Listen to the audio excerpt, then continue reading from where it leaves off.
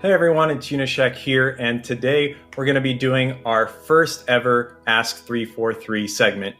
Today I'm joined by Quinn Del Hoyo from the Sandbox team, and we're going to be answering some of your community questions about our latest Halo Infinite blog. Quinn, how's it going? Hey, John, it's great to be here, man. I'm excited to sit down with you and have a good chat and talk about all the Sandbox goodness that we revealed in that blog. All right, well, let's not delay any further. Let's just jump straight into some of these questions. We were getting them on Twitter. This first one is going to be, will weapon tuning for multiplayer affect weapon tuning for campaign? That's a fun one. Good to start off on that one. So we on the Sandbox team, we're working to get tools in place, and it's to allow us to be able to make more changes and tweaks to the system that doesn't necessarily affect the other side of the experience. So an example here, like campaign, if we're going to touch and tune a weapon, for example, we are in the process now to trying to make that very much possible where we don't adversely affect the other side of the game. So an example could be if we're going to touch the sidekick and make it really powerful for multiplayer, for example, because something happened and we need to do that, and there's the meta is changing that way. We're gonna make sure that that doesn't necessarily adversely affect the campaign. And now we're shredding through brutes and grunts and all that. So the goal is that no, we want to make it, if need be, where we could tune one side of the game and not affect the other side. But we are doing everything we can to try to keep everything cohesive in feel of how a weapon shoots, how it fires, how the equipment is deployed, how a vehicle drives. Those kind of things we want to keep cohesive. But the tuning that can shift the meta, we don't want to have meta shifts that affect one side or the other of the experience. Awesome. Thank you for diving into that a little bit. I've got another awesome question, kind of talking about how you can use things and how it'll affect gameplay. This one is, will I be able to use a grappling hook to hijack a flying Banshee? Yeah, in short, yes. There's some skill involved if you're good enough. If you position yourself correctly and the Banshee is close to you, you can absolutely use the grapple shot to skyjack the Banshee. But it's not something that is just going to be given out for free. It's just going to be something that with a player's skill, and we want to reward that creativity. So yeah, you can do that. That's awesome. Thanks for the response there. I know I've done a couple Banshee skyjacks with the grapple shot. It's a ton of fun to pull off, but certainly not easy. Our next question is actually a follow-up from someone else about the grapple shot, and it is, can you use the grapple shot to pick up weapons off the floor in campaign and or multiplayer?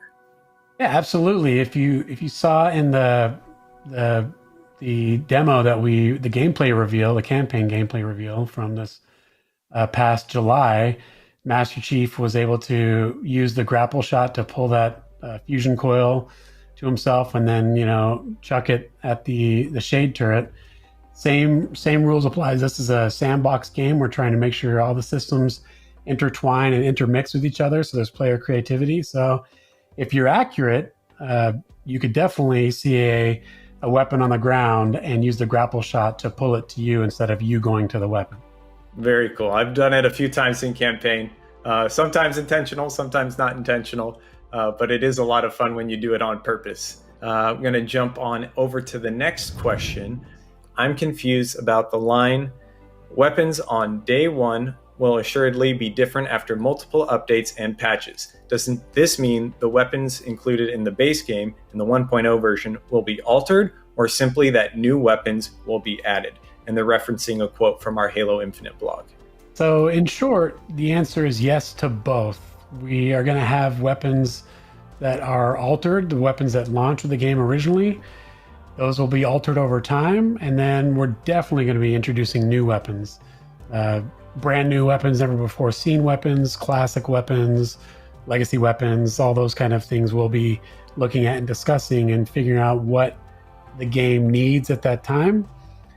But just I guess to clarify a little bit with altered weapons that go out day one, when we say alter, we're primarily going to be looking at things that are meta shifting and tuning knobs, but we're going to do everything we can. And I guess previous to the last answer and the other question is, we're going to keep weapons, the feel of the weapons, the same, and the roles of the weapons. We're not going to take a weapon and change its role all up. We're not going to change the feel of the weapon. The BR-75 is going to play like the BR-75. It's going to have that 3-round burst. It's going to have that cadence. But we'll be looking at things, for example, the damage output, for example, or perhaps maybe the accuracy. There'll be some things that it will change over time, or maybe max ammo carried in it, or maybe the ammo that you pick up on the initial pickup. There's knobs at our disposal that we'll look at, but we're going to maintain the roles and the feel of the weapons. So when we say alter, those are the things we're going to try to stay away from. But that being said, never say never. Crazier things have happened, and this is a service game, so we'll have to see as we go. But anything that does change, we will communicate to you as the players the what and the why, always. Very cool. So both, yeah, we've got the tuning as well as a bunch of new stuff coming down. That's awesome. Yeah. The next question. So obviously we know that bullets are sort of the standard damage type, and plasma is the shield stripping one. What damage type does the Ravager have, and what does it specialize in? The Ravager is a plasma weapon, and it's in the brute line of plasma where it's red plasma. So there's a little bit nuance from the classic blue plasma, where it burns a little bit hotter, it overheats quicker when you use it. So there's a little bit of nuances and tendencies that we wanted to build into even within plasma, whether it's brute or the classic Covenant style plasma. So that's what the damage type the Ravager is. And then something with it and kind of how its role in the sandbox. If we look back at the campaign reveal, it is it's a burst weapon that has AoE to it.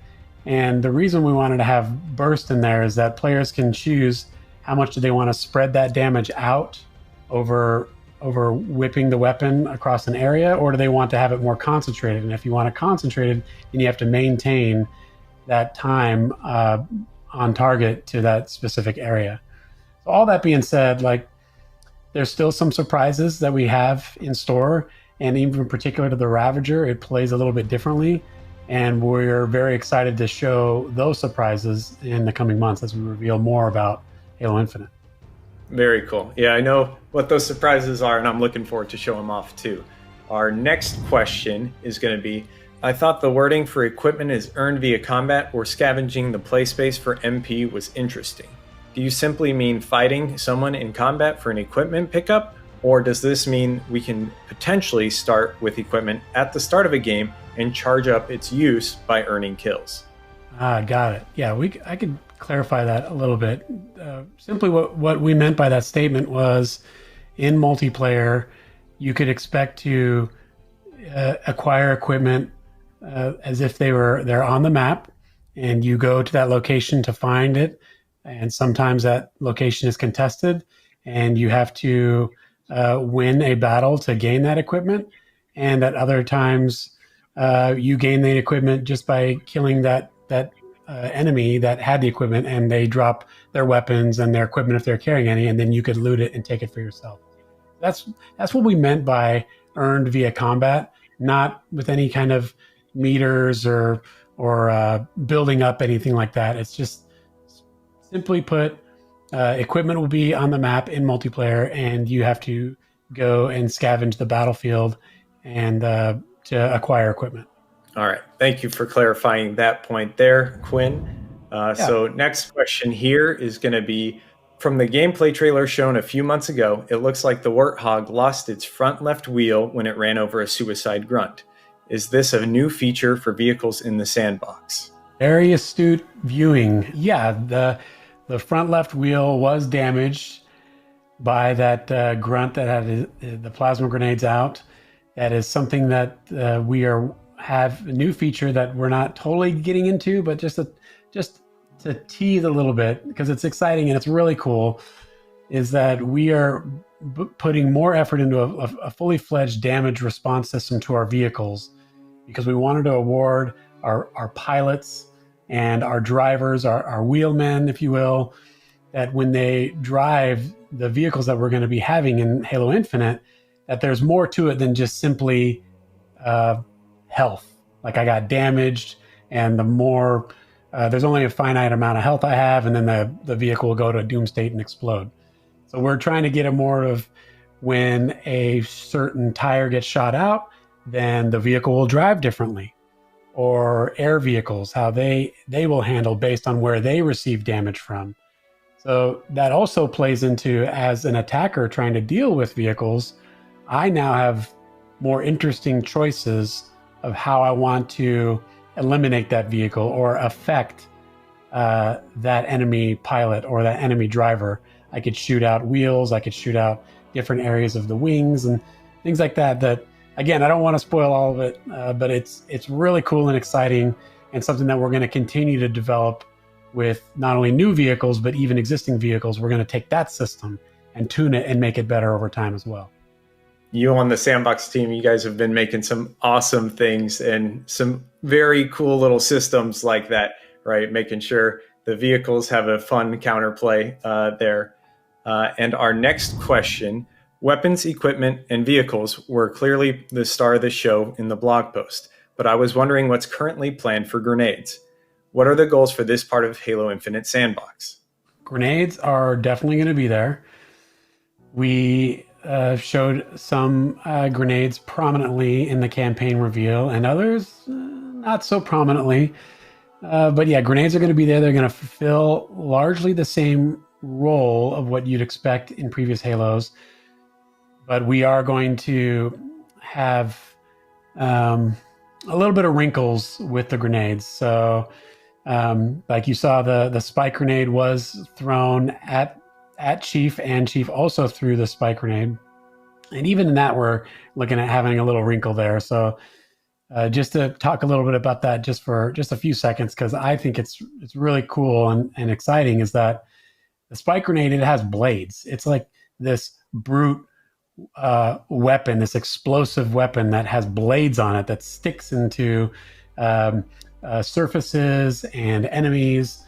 And we looked at that, it was like, well, if it has blades, why can't we just make it deal more damage when it sticks to things? And that's what we did. So we actually, there's some fun moments where in the campaign where there's like grunts, which are weaker on the scale of health of enemies that you fight.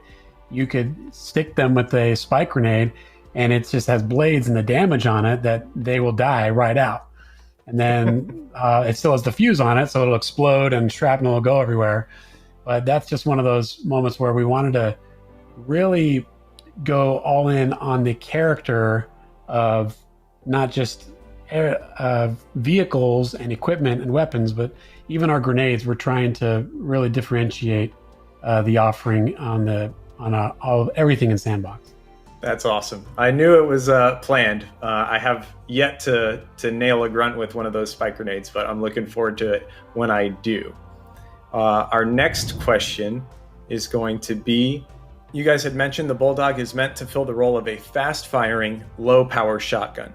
Considering the team's emphasis on eliminating redundancies, doesn't this make room for the older, powerful shotgun to fit nicely into the new Sandbox as another option? Absolutely. The Bulldog does fit that role. And something that we haven't, just to keep in mind, we haven't revealed all of the weapons in the Sandbox yet.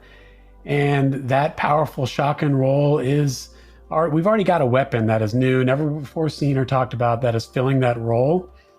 And we'll talk about that and share it in the coming months as we get into that more. But just to clarify and to reemphasize what I said earlier in a previous question, is that we're always going to be looking at new, not just brand new weapons to bring in, but where do the legacy and classic weapons, where's it, when, where, and how do those get to come into the title? Because that, to me, this is something that we're really excited about, is that this is not just a Halo game that we're going to get out and then be done with and move on to the next Halo title, but we're always going to be looking at how do we keep updating this game. And that's exactly where new and legacy returning weapons can fit in as well. Thanks for that answer. I know the classic shotgun is definitely a fan favorite weapon.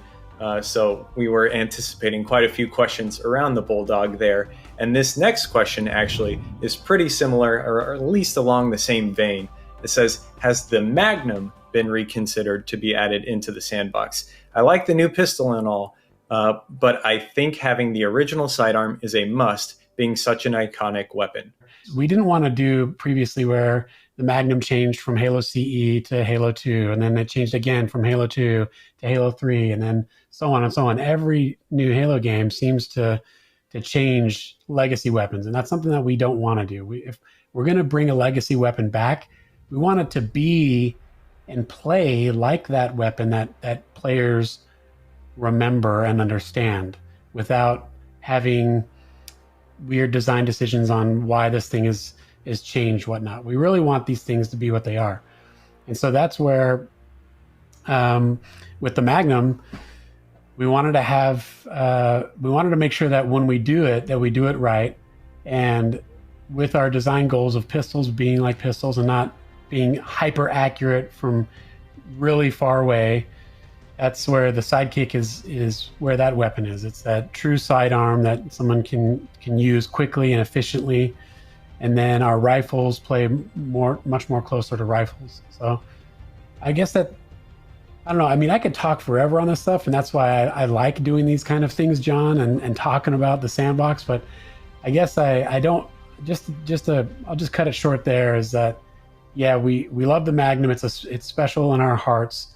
And when and if and how we bring it back, we want to make sure we do it right, and that the fans will recognize it as the Magnum, and we're not tweaking it or changing it from what it used to be.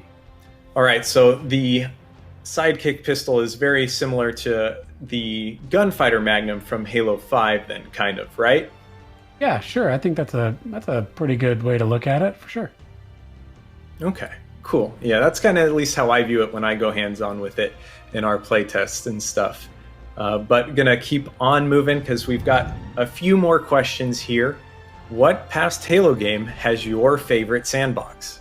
Wow, we're gonna hit me with that, huh? We've been going this whole time talking about Halo Infinite, and now we're gonna bring out this favorite sandbox question. That's really tough. I think as I look back at it, I would have to say my favorite would be probably Halo CE, even though it's a very small sandbox. Like there's very few weapons in that, which makes it very easy to have really strong nuances and differences between the weapons. But I think that one would probably be my favorite. And I think just to use an example from that would be the plasma rifle. I really liked how that it offered something different and something you haven't seen in any Halo since then. And for those of you that don't know, I'm mainly referring to the look stun, or when you shot, at least in multiplayer, when you shot another opponent with that there, it would make it very difficult for them to actually turn. Their turn speed was slowed down. And then so it wasn't the strongest weapon at all, but it was just this fun a combat decision of grabbing that weapon and coming up behind someone and making it very likely that you'll be able to end them with the melee kill. So that, to me, that weapon combined with that sandbox, that small, tightly knit sandbox, Halo CE is probably my favorite. It's a good choice. I've always liked that plasma rifle stun, kind of how you can slow them down, get close, and finish the kill with that melee. And our next question is going to be very similar, and along that same vein, it's going to be, what's your favorite legacy weapon? Again, man, this is okay. And favorite sandbox, now it's favorite legacy weapon. Okay. Man, I think I would. There's way too many to choose from here, but I guess something that I have that I would look at. I think there is not necessarily out of the like I'm going to pick something that is not necessarily the best or most powerful or anything, but I think I like the gameplay loop and feel of the needle rifle from Halo Reach. I just thought it was just really fun to fire, and it was this really interesting hybrid weapon of you combine a needler and almost like that Covenant carbine or DMR, I guess you could say, but you combine these two and smash them together, and then you get that fun loop of precision, but pairing it with the needle of the super combine. You need to get so many needles in your target for them to explode. So that is probably one of my just more favorite, I guess, weapons in the Halo Sandbox. At least we're looking at legacy wise. That's a good choice. It's definitely a fun weapon, especially when you get that super combine. It's like even if you're missing the headshot, you still get that awesome super combine, and they blow up, and it's still rewarding and satisfying. Yeah. So I'm thinking we've got time for one last question here, and this one is going to be about the Sandbox Team Crest. How did this design of the Sandbox Team Crest come about? Not gonna lie, the more I look at it, the more questions I get. Yeah. Okay. Well, this is an interesting one. I wasn't really expecting this to talk about this, but yeah. So we're a big believer on team, and that even though we have really talented individuals here that are accomplished in their field and are really good at what they do, that we are best when we are combined and work towards a common goal. And for me, that crest is something that we wanted to have as something that has meaning. And so everything in there has meaning, from the motto, which is pack pride. That's a motto of us as we work together as a pack. And the pack relates to the animal on the front. No, it's not a made up animal. It's actually a African wild dog. And I don't need to get all into that, but it's an African wild dog, which is a pack hunter and one of the most successful predators in the animal kingdom. It's ugly as sin, but that's we love it. So anyways, everything in there, from the shield, the triangle shapes, the Latin, everything in that crest has meaning. And that to us was important as we are working as a unit together to make the sandbox for Halo Infinite. And that, I guess that's pretty much the gist. Is we want to make sure that there's a culture of sandbox, of unity, working together. And anytime we set out to accomplish something, we're going to do it. We can do it. We will do it. And we have to do it. Gotcha. That's the Latin on the side there, that last part? Yeah, more or less. I mean, it's pretty much translates to we can, we will, we must. So yeah, if there's a item in the game we want to make, or a feature that we're going to support, if we say we're going to do it, and it's because we think we can do it, and then if we can do it, we will do it. And our word is our bond, and we set up whatever we set out to do, we're going to do. Just like the African wild dog, when it works together and it wants to hunt something, it's going to do it. It's going to make it happen. That's awesome. Thanks for diving into that a little bit for the person who asked that question. And I think that is going to wrap it up here for our first ever Ask 343. Quinn, thank you so much for taking some time out of your day to join us and go through these community questions. It's been a ton of fun. Do you have any closing words that you'd like to give to the community? Well, thanks to you, John, for this opportunity. And I guess just some words. I'd just like to thank everyone working on the Sandbox team for all their hard-earned efforts working on this title. we are beyond excited for what we have going, and what you will see throughout this year and at launch is just the beginning. And we're just as excited as you are for everyone to play it. So hang in there.